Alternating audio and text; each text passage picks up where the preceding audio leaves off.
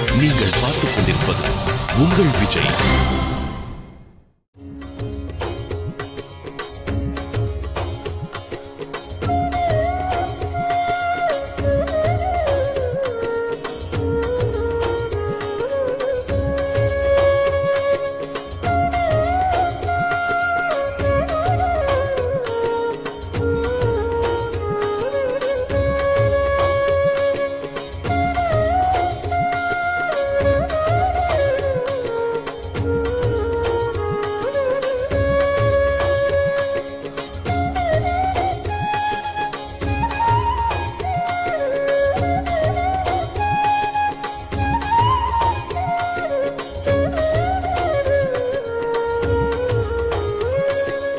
நாமதேவர் அபங்கம் பாட பாட பாட பாண்டுரங்கன் தலையை அசைச்சு அசைச்சு கேட்டுன்னு இருப்பான். காலகாலத்துக்கு வீட்டுக்கு வர மாட்டார், குளிக்க மாட்டார், சாப்பிட மாட்டார். அந்த குழந்தைய காணும் அப்படின்னுட்டு அவ அம்மா இருக்காளே குணாபாய், பாண்டுரங்கன் கோவிலுக்கு வருவா. பாண்டுரங்கனோட பேசக்கூடியதானே அவ வருவா இல்லையா? அப்படி வேக வேகமா அர்ச்சாவதாரத்தில் இருக்கிற பாண்டுரங்கன் நடுங்குவானா. அவ வரதை பார்த்துட்டு என்ன டோஸ் விட போறாளோ இன்னைக்கு தெரியலை. அங்கிருந்து பாண்டுரங்கன்ட்ட வருவா. நீ எந்த ஊருக்கு என்னத்துக்காக வந்தே? புண்டரீகன் ஒரு பக்தன் அப்பா அம்மாவுக்கு சேவை பண்ணினா அந்த சேவைக்கு மயங்கி தான் 28 சதுர்யுகமா நீங்க நின்றுட்டு இருக்க, அப்படித்தானே? ஆமா. ஆமாங்கிறே. ஒரு பையன் அப்பா அம்மா தெரியாம வீடே தெரியாம இந்த இடத்துல உட்கார்ந்துட்டு இருக்கான். அவனை வீட்டுக்கு காலகாலத்துக்கு போடா, சாப்பிடுறா, குளிடான்னு சொல்ல மாட்டியா? பாண்டுரங்க அப்படி தலையை சொறிகிறான். பயமா இருக்கு அவனுக்கு. அவ சண்டை போடுறத பார்த்துட்டு மெதுவா பாண்டுரங்கன் சொல்றான், குணா நான் சொல்றத கொஞ்சம் கேள. என்ன கேட்கறது? உலகத்துல இன்னைக்கு எவ்வளவு பேர் இருப்பா? ஒரு கோடிக்கணக்கில் இருப்பா. அந்த கோடிக்கணக்கான ஜனங்களும் உலகத்தை நினைச்சிட்டு என்ன மறந்துட்டு இருக்கா. ஒரே ஒரு குழந்தை என்ன நினைச்சிட்டு உலகத்தை மறந்துட்டு இருக்கான். அந்த குழந்தைக்காக நீ ஒரு தியாகம் பண்ணக்கூடாதா எனக்கு? குணாபா என்ன பேசுவா? சரி இவன்கிட்ட பேசினா ஆகாதுன்னு ருக்மிணிட்ட போறா. ருக்மிணியும் நடுங்கிட்டு இருக்கிறா குணாபாய பார்த்த உடனே. ஆனா ருக்மிணி பார்த்தா இவள் எப்படி சமாளிக்கணும்னு தெரியும். சரி பாண்டுரங்கனுக்கு தான் தெரியாது, உனக்கு தெரியுமோன்னு ஒரு அம்மா குழந்தைய பத்தி எவ்வளவு கவலைப்படுவான்னு. நீயாவது இந்த குழந்தைய காலகாலத்துல வீட்டுக்கு போடா, சாப்பிடுறா, குளிடான்னு சொல்ல மாட்டியோ? குணாபாய் முந்திக்கிறதுக்கு முன்னாடி ருக்மிணி சொல்றா, நானே உன் வீட்டுக்கு சண்டைக்கு வரணும்னு நினைச்சேன். ஏன்னா இந்த நாமதேவர் கோவில்ல வந்து உட்கார்ந்ததுலேருந்து என் புருஷன் இந்த பாண்டுரங்கன் இருக்கானே என்ன திரும்பி பார்க்கறதே இல்லை. எப்பயும் இவன் தம்பூராவை தேடி ஏதோ நாம அம்மனே யாச்சிங்கிற அவர் தலையாட்டின்னு இருக்கார். நான் போய் பிரபோ அண்ணண்ட போ, நாமதேவர் பாடின்னு இருக்கார். என்னை பார்த்து சிரிச்சு பேசி ரொம்ப நாள் ஆகிறது அப்படின்னு உடனே குணாபாய் என்ன பண்ணுவா? இப்படி ஒரு பக்தி அவர்களுடைய குடும்பத்துல இருக்கு. நாமதேவருடைய பக்தியும் அப்படி இருக்கு. அந்த நாமதேவருக்கு காலாகாலத்துல ஒரு பெண்ணை பார்த்து கல்யாணம் பண்ணி வச்சா அவளும் பாண்டுரங்கனுடைய பரம பக்தையானா அப்படிங்கிறது தான் அதுல இருக்கக்கூடிய பெருமை. அந்த பாண்டுரங்கன் அந்த குடும்பத்தில் இருக்கக்கூடிய எல்லாரோடையும் அப்படி விளையாடின்று அப்படி சகஜமா இருந்துட்டு இருக்கான். அப்படிங்கிறதுனால அந்த குடும்பத்துக்கே ஹரிபக்தி அப்படிங்கிறது சொந்த ஒரு சொத்தா இருக்கு. இவளுக்கு ராஜாயி அப்படின்னு பேரு. ஆனா குடும்பத்துல இருந்தாலும் கூட குடும்பத்திலே அவர் மாட்டிக்காம இருக்கார். அதுதான் அழகு. ஒரு அபங்கத்துல சொல்றார், வாச்சா விட்டலா, என்னுடைய வாக்குல விட்டலம், மனதி விட்டலா, மனசுல விட்டலன், மானிதி பிரபஞ்ச அசார, இந்த பிரபஞ்சம் எனக்கு அசாரமா தெரியறது என்னுடைய வாக்குலையும் ஹிருதயத்திலையும் பாண்டுரங்கன் இருக்கிறதுனாலே அப்படின்னு அழகா ஒரு அபங்கத்துல சொல்றார். இவ்வளவு இந்த குடும்பத்துல பகவான் பேசி அவர்களோட விளையாடின்னு இருந்தாலும் கூட அந்த குடும்பம் ஒரு தரித்திர தசையில தான் இருக்கு. அதை பத்தி அவர்கள் கவலைப்படுறதில்லை. அதுதான் பாண்டுரங்க பக்தர்களுடைய அழகு. இவர்களெல்லாம் என்ன பண்றாங்க? இவர்களெல்லாம் சன்னியாசி கிடையாது, துறவி கிடையாது. துறவி வைராகியத்தோடு இருக்கிறதுல ஆச்சரியமே கிடையாது. ஒரு சன்னியாசிக்கு என்ன வேணும்? நாளைக்கு மாத்திக்கிறதுக்கு ஒரு துண்டு இல்லைன்னா ஒரு கௌபீனம், படுத்துக்கிறதுக்கு ஏதாவது ஒரு திண்ணை, மரத்தடி, கோவில், சத்திரம், ஒரு பிடி சாதம், இதுக்கு மேல என்ன வேணும்?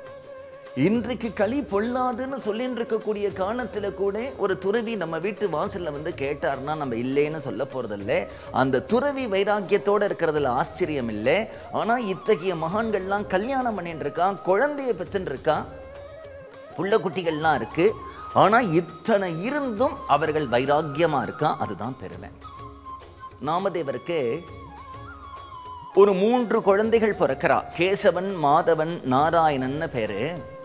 ஆனா அடிக்கடி நாமதேவருக்கு உயர்ந்த ஒரு பக்தி பாவத்துல போனா இப்படி கீர்த்தனம் பண்ணிட்டே இருக்கிற நாமதேவர் என்ன பண்ணுவார்னா, இப்படி கண்ணை திறந்து பார்த்தா தன் வீட்டில் இருக்கக்கூடிய பிள்ளையான கேசவனை பார்த்து நீ யாருன்னு வாராம். நாராயணனை பார்த்து நீ யாரு அப்படின்னு வாராம். மாதவனை பார்த்து தன்னுடைய குழந்தைகளே யாருன்னு தெரியாத அளவுக்கு, அவர்களே மறக்கிற அளவுக்கு பிரபஞ்சத்தை மறந்து பக்தி பண்றார் நாமதேவர். இந்த நாமதேவர் பாண்டுரங்கன் கோவில்லையே இருந்துட்டு சதா சர்வ காலமும் பாண்டுரங்கனையே பாடின்னு இருக்கார். வால்மீகியினுடைய ராமாயணத்தெல்லாம் எடுத்து பார்க்கிறார். வியாசர் எழுதினதெல்லாம் பார்க்கிறார். பார்த்த உடனே அவருக்கு ஒரு ஆசை வந்துடுத்தோ. என்ன ஆசைன்னா, நிறையா நம்ம பாண்டுரங்கனுடைய பெருமையை சொல்ற மாதிரி அபங்கங்கள் எழுதணும் அப்படிங்கிறதான். பாண்டுரங்கனுடைய கோவிலில் போறார். பாண்டுரங்கா, எனக்கு ஒரு வரம் தா. என்ன? நான் அபங்கங்கள் அதான் எழுதின்னு இருக்கே, அது போராது எனக்கு. என்ன அப்படின்னா, 100 கோடி அபங்கங்கள் நான் எழுதணும், 100 கோடி அபங்கங்கள் எழுதணும். பாண்டுரங்கன், எழுதலாம், அப்படிலாம் சொல்லாதே. நீ 100 கோடி அபங்கங்கள் எழுதுவேன்னு எனக்கு சொல்லி எனக்கு அனுகிரகம் பண்ணி, உன்னுடைய கிருபையினால எனக்கு பாட்டுக்களா வந்துருக்கணும், அபங்கங்களா வரணும் அப்படின்னு உடனே பாண்டுரங்கன் அவருக்கு கிருபை பண்றான். அவருக்கு சந்தோஷம் தாங்களே. அந்த பாண்டுரங்கனுடைய கிருபையினால 100 கோடி அபங்கங்கள் எழுதணும்னு அவர் சங்கல்பம் பண்ணினார் இல்லையா. அந்த 100 கோடி அபங்கங்கள் எழுதினது அந்த ஜென்மாவில் அவருக்கு பூர்த்தி ஆகாததுனால தான் துக்காராமா வந்து மீதி அபங்கங்களை பூர்த்தி பண்ணினார் அப்படின்னு எல்லா மகான்களும் இதை சொல்றா. அந்த நாமதேவர் பண்டரிபுரத்தில் இருக்கும் பொழுது ஆஷாட ஏகாதசி ஒரு சமயம் நிறைய பக்தர்கள் வந்தா, பாண்டுரங்கனை பாடினா, எல்லாரும் கிளம்பி போயிட்டா. ஒரு சின்ன குழந்தை மட்டும் கோவில் வாசல்ல அழுதுன்றிருக்கு. ஒரு சின்ன பொண்ணு, சின்ன குழந்தை அழுதுன்றிருக்கே அப்படிங்கிறதுனால நாமதேவர் எடுத்து வளர்த்தார்.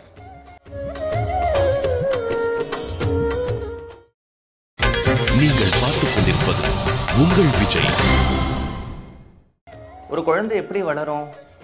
அதோடைய வளரக்கூடிய சூழ்நிலையில தானே வளரும். அதனால நாமதேவருடைய மனைவி, நாமதேவருடைய அம்மா, நாமதேவருடைய அப்பா, அவருடைய குடும்பமே அத்தகைய ஹரிபக்தி விட்டல பக்தியோடு இருந்ததுனால இந்த ஜனாபாய்க்கும் ஆச்சரியமான ஹரிபக்தி சித்திச்சது. ஆண்டாள் மாதிரி, மீரா மாதிரி பகவானை காதலனா நினைச்சுட்டு உபாசனை பண்ணினவே ஜனாபாய். தன்னுடைய நாயகனா நம்ம சொல்றோம் இல்லையா, நாயக்கா நாயகி பாவம்னு. அத்தகைய பாவத்துல நாமதேவர் வீட்டிலேயே ஜனாபாய் இருக்கும் பொழுது வீட்டு வேலைகள் எல்லாம் செய்வா. வரக்கூடிய சாதுக்களுக்கெல்லாம் சமைச்சு போடுவா. அந்த காலத்துல வந்து அடுப்பு தான். அடுப்புல நிறைய சாதுக்கள் வர வர அவர்களுக்கெல்லாம் சாதம் அடிச்சு குழம்பு பண்ணி ரசம் பண்ணி எல்லாம் போடுவா. அந்த மாதிரி பண்ணணும்னா அடுப்பு வேணும், அது மாதிரி நிறைய பாத்திரங்கள் வேணும் இல்லையா. இதெல்லாம் ஜனாபாய் உபயோகப்படுத்தின பாத்திரங்கள். அந்த பாத்திரங்களை தான் நீங்கள் அப்படியே பார்த்துட்டு வரேன். அந்த பாத்திரங்கள் எல்லாம் ப்ரிசர்வ் பண்ணி அப்படியே அடுக்கி வச்சிருக்கா. அந்த பாத்திரங்கள் மட்டும் இல்லாமல் எந்த அடுப்பில் தினமும் அவ சமைப்பாளோ அந்த அடுப்பு. ஜனாபாய் வாழ்ந்த இடம் வேற, நாமதேவருடைய வீடு. ஆனால் கோபாலபுரி இந்த இடத்துல அதெல்லாம் எடுத்து ப்ரிசர்வ் பண்ணி வச்சிருக்கா. இந்த பாத்திரங்கள், இந்த அடுப்பு, இது எல்லாமே ஜனாபாயினால் உபயோகப்படுத்தப்பட்டது. அதில் என்ன ஆச்சரியம்னா, இந்த படத்தை நீங்கள் பார்க்குறேன். இதில் ஜனாபாய் சமையல் பண்ணும் பொழுதோ, மாவு அரைக்கும் பொழுதோ, தண்ணி எடுக்கும் பொழுதோ எல்லாத்துக்கும் ஒரு உதவிக்கு ஒரு ஆள் வேணும் இல்லையா. ஜனாபாய்க்கு உதவிக்கு வர்றது பாண்டுரங்கன். பாண்டுரங்கன் அவ கூட இருந்து சமைப்பான். பாண்டுரங்கன் அவன் கூட இருந்துட்டு மாவு அரைப்பான். அவன் ஏதாவது குத்தினான்னா உலக்கையினால் அரிசி குத்துவான், துணிமணி துவச்சி தருவான். ஜனாபாயோட பேசிண்டே அவ்வளவு வேலைகளையும் செய்வான். அதுதான் இங்கே எல்லாம் நீங்கள் பார்க்கிறேன். அந்த சித்திரமும் இதை தான் சொல்கிறது. இந்த இடத்துல பாண்டுரங்கன் வந்து அவளோட எல்லாம் பண்ணிட்டு இருந்தான் அப்படின்றதுக்கு ஒரு கல்லில் பாண்டுரங்கனுடைய கை பதிஞ்சிருக்கு. இதில் நான் வச்சு பார்த்தா இந்த 5 விரல் அப்படியே இருக்கிற மாதிரி இருக்கு பாருங்க. இது வந்து பாண்டுரங்கனுடைய கை பதிஞ்ச ஒரு கல். அந்த கல் இங்கே வச்சிருக்கா. ஜனாபாய் உபயோகப்படுத்தின அடுப்பு, ஜனாபாய் உபயோகப்படுத்தின பாத்திரங்கள், இது எல்லாத்துக்கும் பெருமை என்னன்னா, அவ கூட பாண்டுரங்கன் இருந்து எல்லாம் பண்ணினது தான் பெருமை. ஜனாபாயோட பாண்டுரங்கன் சேர்த்து அவர்கள் சமைத்த அடுப்பு, உபயோகப்படுத்தின பாத்திரங்கள் எல்லாவற்றையும் பார்த்தோம். இது மாதிரி மிஷன்லாம் அந்த காலத்தில் கிடையாது. வீட்டில் மாவு வேணும்னாலும் அரிசி வேணும்னாலும் எல்லாத்தையும் ஒரு எந்திரத்தில் தான் போட்டு அரைக்கணும். அந்த எந்திரத்தில் சாதுக்களுக்கு வேண்டிய அரிசி மாவு எல்லாத்தையும் ஜனாபாய் அரைக்கும் பொழுது அவளோட ஒரு கையே பாண்டுரங்கன் பிடிச்சுட்டே அரைப்பான். அதே எந்திரம் அந்த வீட்டில் இருந்ததை இப்போ கொண்டு வச்சிருக்கா. பாண்டுரங்கனும் ஜனாபாயும் சேர்ந்து அரைக்கிறத இந்த இடத்துல பார்க்கிறேன். ஆனால் பாண்டுரங்கனும் ஜனாபாயும் சேர்ந்து உட்கார்ந்துருக்கிறது ஜனாபாய்க்கு மட்டும்தான் தெரியும், வேற யாருக்கும் தெரியாது. அந்த எந்திரம் வேகமாக சுற்றும். அதே மாதிரி சந்திரபாகா நதியில் வந்து ஜனாபாய் நடந்து போனால் பாண்டுரங்கன் கூடவே வருவான். மீதி எல்லாருக்கும் என்ன தெரியும்னா, அவன் வந்துட்டு போனதுக்கப்புறம் கீழே அவன் பாதம் பதிஞ்ச இடத்துலலாம் விட்டல் விட்டல் விட்டல் விட்டல்னு எழுதியிருக்கும். ஜனாபாய் போனால் பின்னாடியே பாண்டுரங்கன் வந்துட்டு இருக்கான். வரது யாருக்கும் தெரியாது, ஆனால் அவனுடைய பாதம் பதிஞ்ச இடம் எல்லாருக்கும் தெரியும். ஜனாபாய்க்கு பாண்டுரங்கன் குளிப்பாட்டி விடுறான். அந்த படத்தையும் நீங்கள் பார்க்கிறேன். இதெல்லாம் பகவானுடைய கையும் பக்தனுடைய கையும் பட்ட பொருட்கள். ஜனாபாயினுடைய அந்த நாமஸ்மரணம் எந்த அளவுக்கு இருந்தது அப்படின்னுட்டா, அவன் சதா சர்வ காலமும் விட்டல் விட்டல் விட்டல் விட்டல் விட்டல் அப்படின்னு ஜபம் பண்ணுவா. இந்த விட்டல் விட்டல் விட்டல் நாம் அடிக்கடி சொல்கிறோம் இல்லையா? நாம் சும்மா வாயினால் பண்ணினா போகாது, மனசில் தியானம் பண்ணி சொல்லணும். உடம்புல 72,000 நாடிகள் ஓடுறார். நம்ம மந்திரத்தை ஜபம் பண்ணும் பொழுது அந்த நாடிகளில் ஒரு சலனம் ஏற்படும். அந்த 72,000 நாடிகளுடைய முடிச்சும் ஹிருதயஸ்தானத்தில் இருக்கு.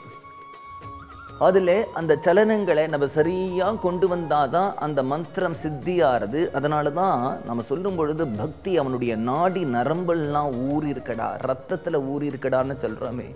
ஜனாபாய் எந்த அளவுக்கு விட்டல நாமஸ்மரணம் பண்ணியிருந்தா ஒரு சம்பவம் அவளுடைய வாழ்க்கையில் நடந்தது.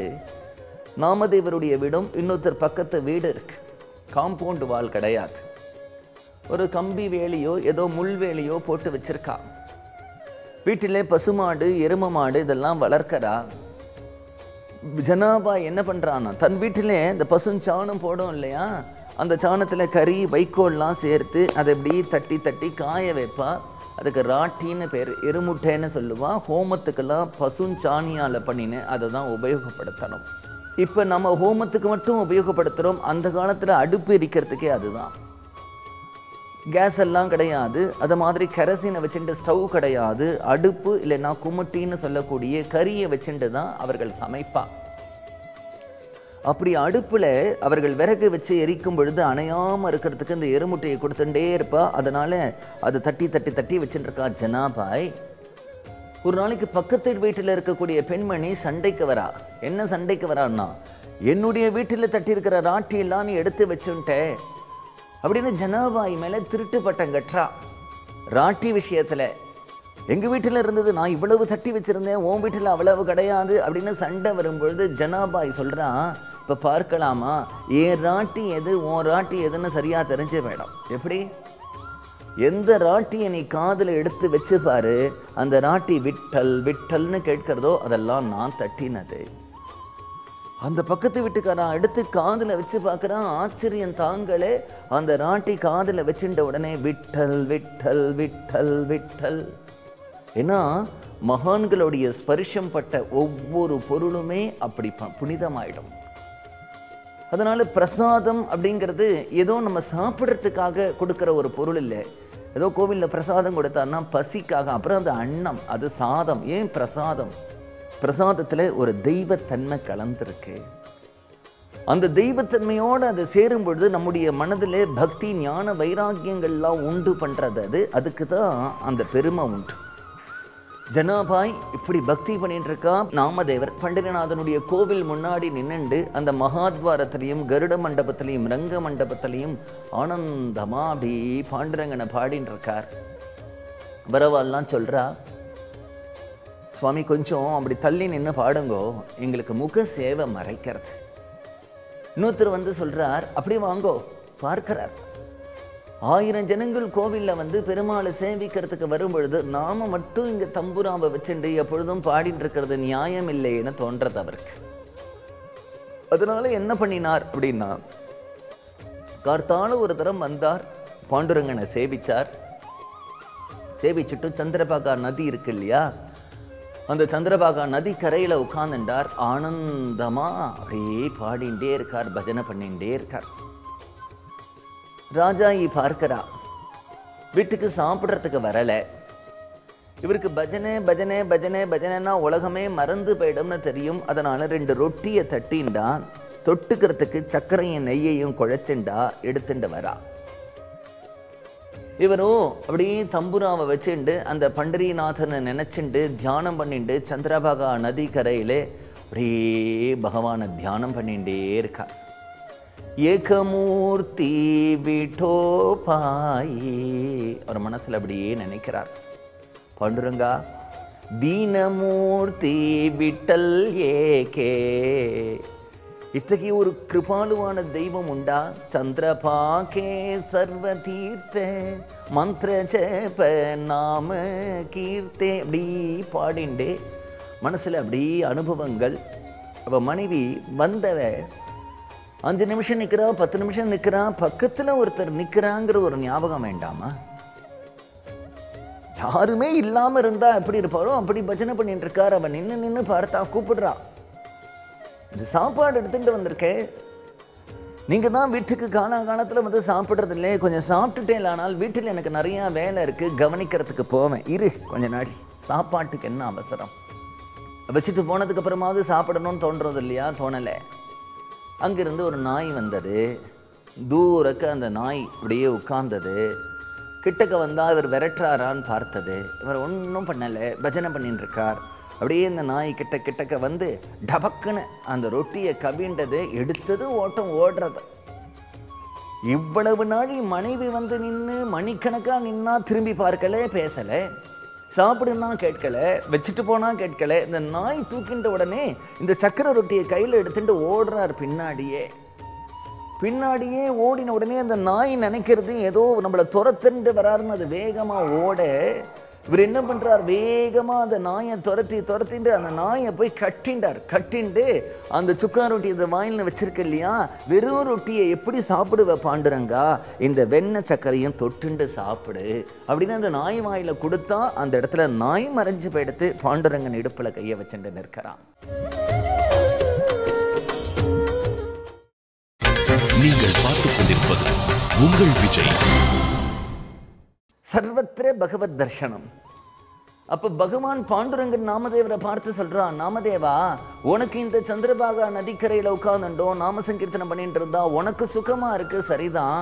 ஆனா உன்னை பார்க்காம என்னால இருக்க முடியல, நீ கோவில்ல வந்து பஜனை பண்ணு, நீ எங்க வேணா இருந்துடுவே, பக்தன், உன்னால முடியும், ஆனா உன்னை விட்டுட்டு என்னால இருக்க முடியாது, நீ கோவில்லையே வந்து பஜனை பண்ணு அப்படிங்கிறான் நாமதேவரை. என் கையில் நீங்கள் இப்போ ஒரு தம்பூராவை பார்க்கிறேன்.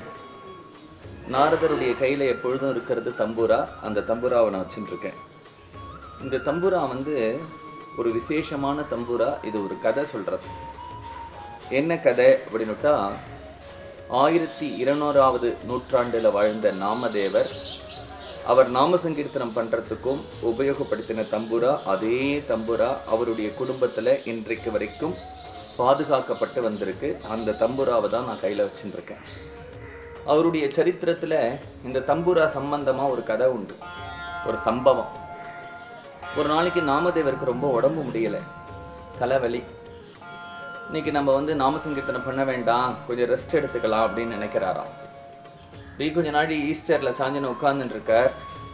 அவர் வீட்டிலேருந்து ஒரு சப்தம் வருது, என்னன்னா, ஜெய ஜெய ராம் கிருஷ்ண ஹரி, ஜெய ஜெய ராம் கிருஷ்ண ஹரி, ஜெய ஜெய ராம் கிருஷ்ண ஹரி அப்படின்னு வருது. யாருடா, நம்ம வீட்டுக்கு இன்னைக்கு யாராவது புதுசா பாகவதர்கள் வந்திருக்காளா, யார் இந்த வீட்டில் நாம சங்கீர்த்தனம் பண்றா அப்படின்னு பார்த்தா, இந்த தம்புரா தானா நாம கீர்த்தனம் பண்ண ஆரம்பிச்சுடுத்து அப்படிங்கிறது தான் இந்த தம்புராவுக்கு இருக்கிற பெருமை. அதே தம்புராவை நீங்க இப்ப பார்க்கணும். நாமதேவர் எப்படி இருந்திருப்பார் அப்படிங்கிறத தெரிஞ்சுக்கிறதுக்கு நமக்கு ஒரு ஆசை இருக்கு இல்லையா? அவருடைய காலத்திலேயே ஒரு சைத்திரிகர், சித்திரம் வரையக்கூடியவர், வரைந்த சித்திரம் அவரை பார்த்து நீங்க இப்ப பார்த்துட்டு இருக்கிறது நாமதேவர். அவருடைய காலத்துல சமகாலத்துல வாழ்ந்த ஒருத்தர் வரைந்த ஒரு படம். பகவான் பாண்டுரங்கன் எந்த அளவுக்கு கிருபாலு அப்படின்னுட்டா, கிராமங்கள் எல்லாம் பசுமாடு வீட்டில் வளர்ப்பா. அந்த பசுமாடு கண்ணு போட்டத உடனே மீதி எல்லா விலங்குகளுக்கும் ஒரு வித்தியாசம் இருக்கிற மாதிரி பசுமாடு கண்ணு போடும் பொழுது நீங்க பார்த்தீர்களானால் அந்த பிறந்த கண்ணு கீழே விழும். பிறந்த கண்ணு கீழே விழுந்த உடனே இந்த தாய் பசு அந்த கண்ணுக்குட்டியினோட உடம்புல இருக்கிற அழுக்கெல்லாம் அப்படியே நக்கி நக்கி கொடுக்கும், ஒரு சூடு கொடுக்கும். அதுக்கு ஒரு தரம் எழுந்துக்கும் பொத்துன்னு விழும், 2 தரம் எழுந்துக்கும் பொத்துன்னு விழும், 3 தரம் எழுந்துக்கும் பொத்துன்னு விழும். அப்புறம் எழுந்து நின்றுட்டோம். 1 நாள் ஆகாது, 2 நாள் ஆகாது, 1 மணி நேரத்தில் கரெக்டாக தாயினுடைய மடியில் வாயை வச்சுட்டு அழகாக பால் குடிக்கும் அந்த பிறந்த கண்ணுக்குட்டி. அந்த தாய் தன்னுடைய நாக்குனாலேயே அதை உடம்ப சுத்தம் பண்ணிடும். சுத்தம் பண்ணின உடனே இந்த தாய் பசுவை அதுக்கு பால் அதுக்கிட்டேருந்து சொரப்பு விடணும்னா அதனுடைய கண்ணுக்குட்டியை கொஞ்சம் விடுவா. அது வாயை வைக்கும், சொரப்பு எடுக்கும், கண்ணுக்குட்டியை இழுத்துட்டு பால் கறப்பா. நீங்கள் கவனிச்சிருக்கலாம். ஆனால் அந்த கண்ணுக்குட்டி செத்து போயிடுத்துனா என்ன பண்ணுவா அப்படின்னா, செத்து போன உடனே இந்த மாடு பால் இவ்வளவு நாள் அதை செனப்படுத்தினதே பால் கறக்கிறதுக்கு தானே. இப்போ கண்ணு போட்டுட்டு கண்ணு செத்து போன உடனே அதை தோல் எடுத்துட்டு வருவா, 4 வைக்கோல் அது உடம்புல அடைப்பா, 4 கட்டை கால் கொடுப்பா. பால் கறக்கிற நாழி வந்த உடனே இந்த ஒரு பொம்மை கண்ணுக்குட்டி மாதிரி பண்ணி வச்சிருக்காரே, தோலும் வைக்கோலும் கட்டைக்காலும் அடைச்சி அதை அந்த தாய் மாட்டுக்கிட்ட வைப்பா. அந்த மாடு அப்படியே நாக்கால நக்கி குட்டு அப்படியே இருக்கும்போது அதுக்கு உடனே சுரப்பு எடுக்கும். இவா சர்ன்னு பாலை கறந்துடுவா. உண்மையான கண்ணுக்குட்டி இல்லாத போது வேஷ கண்ணுக்குட்டியை பார்த்தா கூட அந்த மாற்று வாத்சல்யம் வரா மாதிரி இந்த பாண்டுரங்கனுக்கு உண்மையான பக்தி வேணும்னு கூட அவசியம் இல்லையா. நீ கழுத்துல துளசி மாலை போட்டுண்டாலே உன்னை பக்தன் அவன் நினைக்கிறானா.